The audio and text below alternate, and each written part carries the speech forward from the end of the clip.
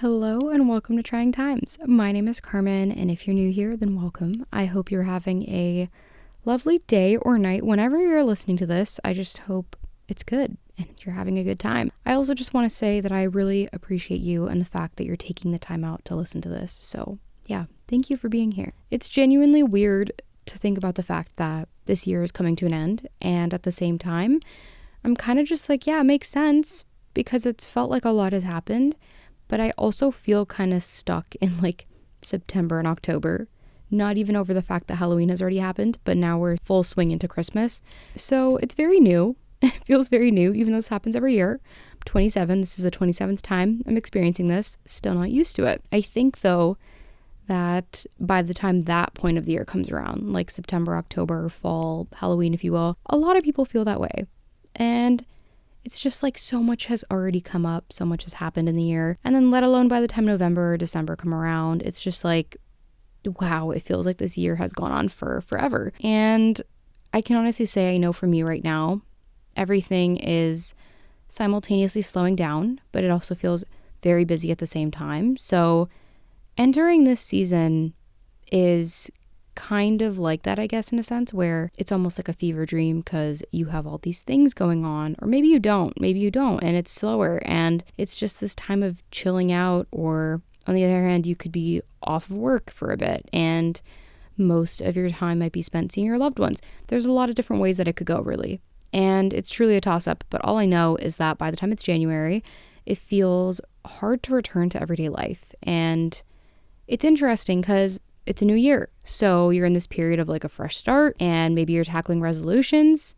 If that's your thing, I can say for me, I've given up on that because I just feel like I want consistent growth as opposed to spurts of me pressuring myself, because that's definitely what I do with resolutions. But overall, it's just like this, it's a giant blur in a way. And it's weird because it's a fresh start, but coming out of the season, like the holiday season, I should say, always feels a little bit like a fever dream. And even with that in mind, it's something that we still look forward to because it's a time where we get to come together, we get to spend quality time, we get to treat ourselves, our loved ones, and it's all just overall, I feel, very heavily anticipated every single year. So I know for me as a kid and as a teenager, I loved Christmas. And I can say firstly, I'm not very religious by any means. So for myself and my family, we always celebrate by spending quality time together, eating good food, getting each other gifts. And yeah, that's the gist of it. I feel like that's kind of what a lot of people do, but that's how we spend it. And I can say that as I'm getting older, the novelty of a lot of Christmas things has, for the most part, still stuck around for me. I know that for some people, it can either be maybe a not so fun time. It could be upsetting. It can be isolating. And then for some, maybe they just don't like Christmas and they just don't like the holiday or the season. There's also people who just choose not to celebrate. So there's a number of reasons here. And for me, I can say honestly, it's still exciting. I think even with the things I said kind of at the start of this episode where it feels like a fever dream almost, it's like this break from everyday life that I can say I feel very lucky to get to celebrate.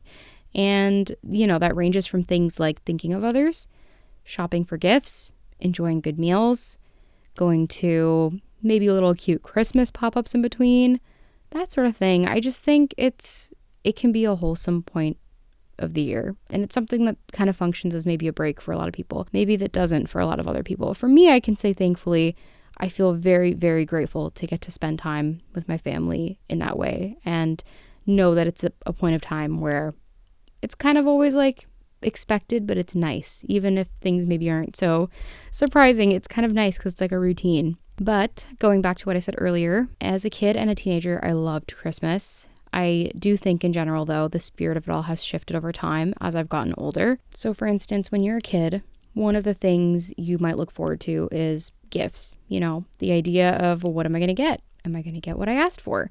Was there something I really wanted? That's kind of a huge thing. And then the other aspect to it is obviously getting to see your friends, your family, getting to hang out with all your loved ones. And then when you're in high school, it's like this weird thing. At least it was. I think this started more so when I was in high school because social media really was like on the come up, where people would post about what they got for Christmas, or they're just posting with friends and whatnot. So it's like this similar emphasis on what you might deem important versus other factors. Then as an adult, it's sort of a toss-up really. Like you get people posting about their gifts, some people posting about being with loved ones, and others posting about food.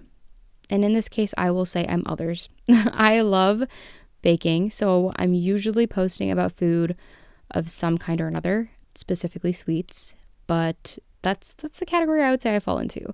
And I find it interesting too, because when I say all of this, I'm focusing more on the whole millennial generation as opposed to other generations, because I think a lot of it, like when you're in middle school or high school, it's just this easy thing to go online and scroll. That's a concept that's just become second nature in a lot of our lives. So when it comes to holidays and seeing friends or family or anything else, really, the holidays can entail, like it's this natural progression of what to share about that online, I guess, or what's to come if you're scrolling through.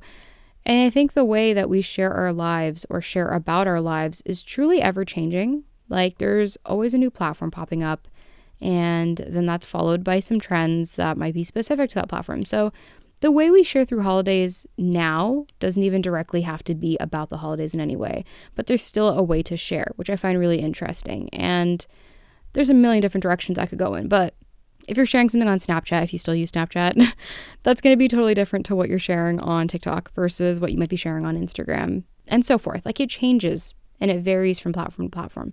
So I think that's really, really interesting. And going off of that, I'll say I think that that's kind of shifted the holidays in a way to just function in a much more digital way that's parallel to actually living it in real time.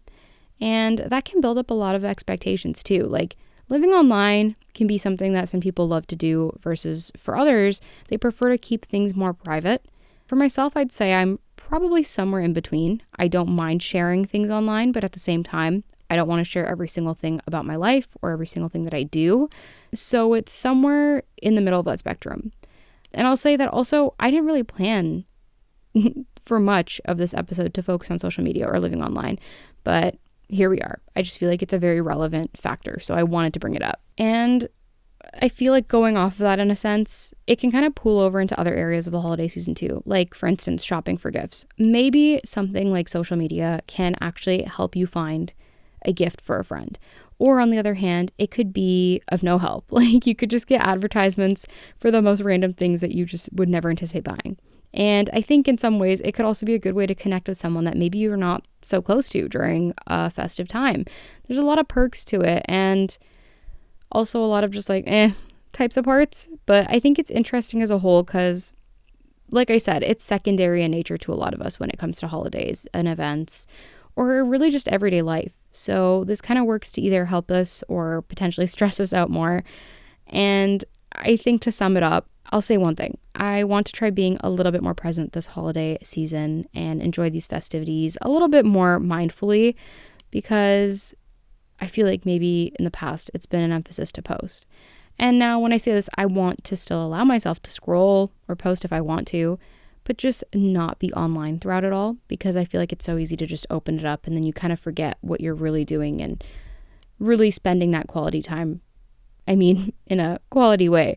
So yeah, that's huge. And I guess my question to you now at the end of this episode would be, do you find that being online during the holidays is a positive for you? And if so, how does it help make this time better for you?